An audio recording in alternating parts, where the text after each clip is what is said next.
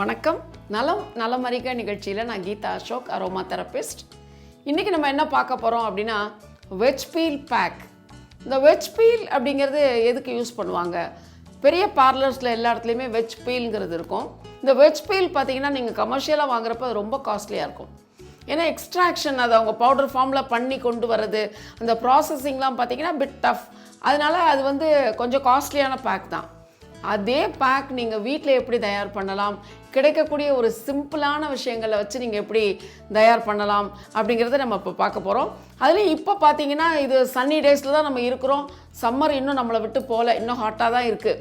So இந்த veg பீல்ங்கிறது இந்த சீசனில் நீங்கள் இப்படி வெயில் இருக்கப்பவே தயார் பண்ணிட்டீங்கன்னா இந்த ஹோல் இயருக்கு நீங்கள் அதை ப்ரிசர்வ் பண்ணி வச்சுக்கலாம். அப்படி வெஜ் பீல் தயார் பண்ணுறதுக்கு உங்களுக்கு என்னென்ன வேணும் அப்படின்னு பார்த்தீங்கன்னா, ஈஸியாக கிடைக்கக்கூடிய பிட்டர் கார்ட் பாவக்காய். இது நீங்கள் 2 வெஜிடபிள் நான் சொல்ல போகிறேன். ஒன்று பிட்டர் கார்ட் பாவக்காய், இன்னொன்று பார்த்தீங்கன்னா உருளைக்கிழங்கு. ஸோ ரெண்டுமே பார்த்தீங்கன்னா இப்போ இது 1 kg எடுத்திங்கன்னா அது ஒரு 1 kg எடுத்துக்கோங்க. பிட்டர் கார்டு பாவக்காய் எடுத்துக்கோங்க. அதுக்கப்புறம் உருளைக்கிழங்கு பார்த்தீங்கன்னா கொஞ்சம் சைஸ் பெருசாக எடுத்திங்கன்னா அதில் ஸ்டார்ச் உங்களுக்கு நிறைய கிடைக்கும். ரொம்ப குட்டியாக இருக்கக்கூடிய பேபி பொட்டேட்டோ அந்த மாதிரி நீங்கள் எடுத்தீங்க அப்படின்னா அது இந்த பேக்குக்கு தேவை உள்ளே இருக்கக்கூடிய ஸ்டார்ச். அந்த ஸ்டார்ச் நமக்கு அதிகமாக கிடைக்கணும்னா உருளைக்கிழங்கு கொஞ்சம் பெரிய சைஸாக எடுத்துக்கிறது நமக்கு நல்லது. ஸோ நீங்கள் என்ன பண்ணணும் அப்படின்னு பார்த்தீங்கன்னா, இந்த உருளைக்கிழங்கும் பாவக்காயும் நல்லா வாஷ் பண்ணிவிட்டு நீங்கள் நல்லா டவலில் அதை ட்ரை பண்ணுங்கள். அப்படி இல்லைன்னா ஃபேனுக்கு கீழே வச்சு நல்லா காய விட்டுருங்க. அதில் வெட்னஸ் இருக்கக்கூடாது, அதாவது தண்ணீர் இருக்கவே கூடாது. ஆனால் நல்லா வாஷ் பண்ணிடுங்க. அதில் டர்ட் இருக்கும் இல்லையா, அதை வாஷ் பண்ணிடுங்க. வாஷ் பண்ணிவிட்டு என்ன பண்ணணும் அப்படின்னு பார்த்தீங்கன்னா, நம்ம கேரட்டெல்லாம் துருவுறோம் பார்த்தீங்களா, கிரேட்டர், அதில் இந்த பாவக்காயும் உருளைக்கிழங்கும் நீங்கள் அதை நல்லா கிரேட் பண்ணுங்கள். தோலோடையே நீங்கள் கிரேட் பண்ணுங்கள். தோலெல்லாம் தனியாக பீல் பண்ண வேண்டாம். இது ஏன் நான் கிரேட் பண்ண சொல்கிறேன், ஏன் ஃபைனாக இதை சாப் பண்ணி வச்சுக்கூடாதா அப்படின்னா, நீங்கள் எப்படி தான் நீங்கள் பீஸாக கட் பண்ணினாலும் நீங்கள் வெயிலில் காய வச்சாலும் பார்த்தீங்கன்னா உள்ளுக்குள்ளே ஃபங்கஸ் வந்துடும். ஏன்னா அது கொஞ்சம் பெருசாக தானே இருக்கும். நம்ம கட் பண்ணுறப்போ அது தரோவாக ட்ரை ஆகுமா அப்படிங்கிறது நம்ம சொல்ல முடியாது.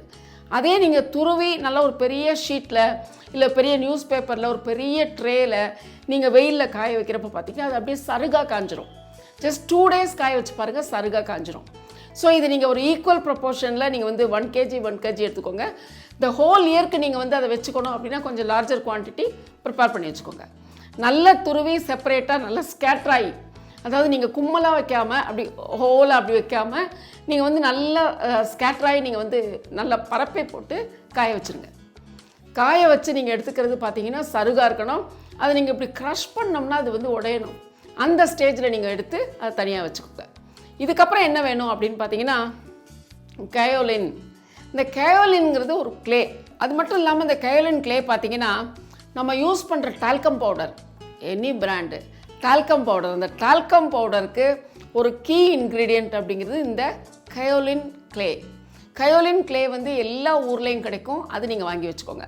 அது கூட பார்த்தீங்கன்னா ஒரு ஷேடோ ட்ரை மாதிரி ஃபேனுக்கு கீழே நல்லா பரப்பி வச்சிங்கன்னா ஒரு வெட்னஸ் இல்லாமல் நல்லா காஞ்சு உங்களுக்கு அது மாதிரி அந்த பவுடர் ரொம்ப கிறிஸ்பாக இருக்கும். அந்த மாதிரி உங்களுக்கு கிடைக்கும் கயோலின் க்ளே. அதுக்கப்புறம் என்ன வேணும் அப்படின்னு பார்த்தீங்கன்னா அரிசி மாவு. இந்த அரிசி மாவு அப்படிங்கிறப்ப அதை நீங்கள் ஃபைனாக சலிச்சு எடுத்துக்கணும்.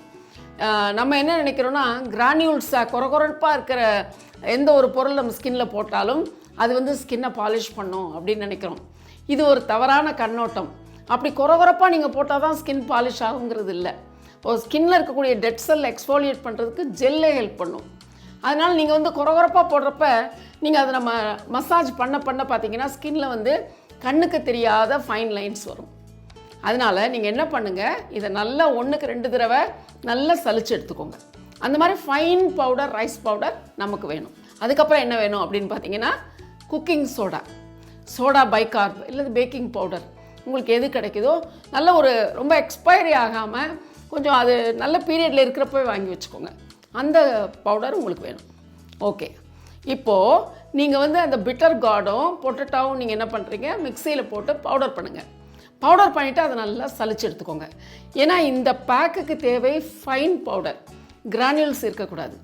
அந்த சலிச்ச பவுடர் என்ன பண்ணுங்கள், ஒரு 100 to 200 grams அந்த சலிச்ச பவுடர் வருதுன்னு வச்சுக்கோங்களேன்.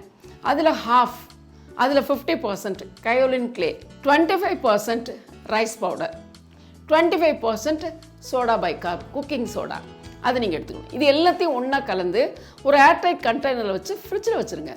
ரெஃப்ரிஜரேட் பண்ணுங்கள், ஃப்ரீசரில் வைக்காதீங்க. இது எதுக்கு ஃப்ரிட்ஜில் வைக்கிறோன்னா, அது நீங்கள் அப்பப்போ வேணுங்கிறப்ப கொஞ்சம் எடுத்துகிட்டு மீதிலாம் வைக்கிறப்ப பார்த்தீங்கன்னா அது ரவுண்ட் த இயர் அது வந்து அப்படியே ப்ரிசர்வ்டாக நல்லாயிருக்கும். உங்களுக்கு எவ்வளோ தேவையோ ஒரு லெஸர் குவான்டிட்டி ஒரு பாக்ஸில் பண்ணிவிட்டு நீங்கள் வெளியே வச்சுக்கலாம், மீதி நீங்கள் ஃப்ரிட்ஜில் ஸ்டோர் பண்ணிக்கோங்க.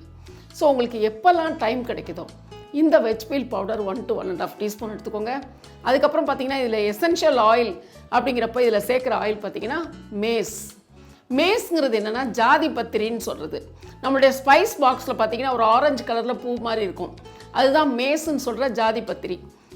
அரோமா தெரப்பியில் பார்த்தீங்கன்னா மேஸ் ஆயில் வந்து ஒரு டீப் கிளென்சர் நம்ம ஸ்கின்னில் வந்து ரொம்ப நாளாக டெட் செல்ஸ் இருக்கும், டர்ட் அக்யூமுலேட் ஆகிருக்கும், இந்த போர்ஸ் எல்லாம் பார்த்தீங்கன்னா அடப்பட்டு இருக்கும்.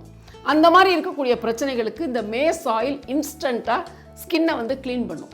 ஸோ இந்த மேஸ் ஆயில் என்ன பண்ணுங்கள், நீங்கள் ஒவ்வொரு தடவையும் பேக் மிக்ஸ் பண்ணுறப்போ இந்த மேஸ் ஆயில் ஒரு 5 drops அதில் கலந்து உங்களுக்கு வேணால் டைல்யூஷனுக்கு நீங்கள் வந்து ப்ளெயின் வாட்டர் சேர்த்துக்கலாம், மோர் சேர்த்துக்கலாம்.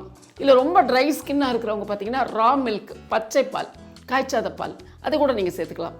இதெல்லாம் மிக்ஸ் பண்ணிவிட்டு உங்கள் ஃபேஸை வாஷ் பண்ணிவிட்டு இது நீங்கள் அப்ளை பண்ணிவிட்டு ஒரு 15-20 minutes விட்டுட்டு ரன்னிங் வாட்டரில் முகத்தை வாஷ் பண்ணுங்கள்.